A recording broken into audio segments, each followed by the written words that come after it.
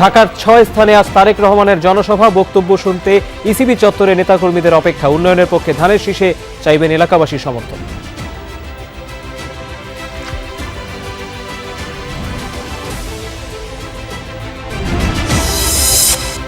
৫ আগস্টের অসম্পূর্ণ কাজ বাস্তবায়নের দিন ১২ ফেব্রুয়ারি বাড্ডার জনসভায় বললেন জামাত আমির। জানালেন, ভাতার কথা বলে অপমান করা হচ্ছে তরুণদের। যেমন 10 টাকা দরের চালের আশ্বাসটা ছিল ভুয়া, এই কার্ডগুলো হইল সেই রকম ভুয়া। এইসব ভুয়া কার্ডকে আগামী 12 তারিখ জনগণ ইনশাল্লাহ লাল কার্ড দেখাবে।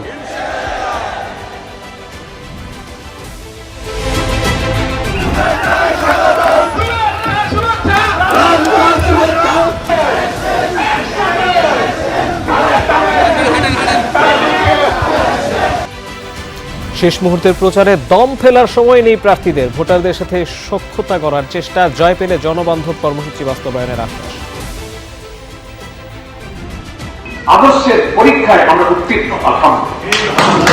আশা করি যে বিপুল ভোটে আমরা বিজয়ী হব ইনশাল্লাহ। নির্বাচনী পরিবেশ নিয়ে টিআইবির উদ্বেগ, ব্যাপক হারে বেড়েছে অর্থ, ধর্ম, পেশি শক্তির ব্যবহার। গণভোট নিয়ে অযাচিত বিভ্রান্তি তৈরি করছে সরকার ও ইসি। আমাদের রাজনীতিতে পুঁজি হিসেবে কয়েকটা জিনিস আপনারা উল্লেখ করেন, লক্ষ্য করুন। অর্থ, ধর্ম, পেশি, পুরুষতন্ত্র, বরিষ্ঠতন্ত্র, এই 5টা হচ্ছে মৌলিক রাজনৈতিক পুঁজি।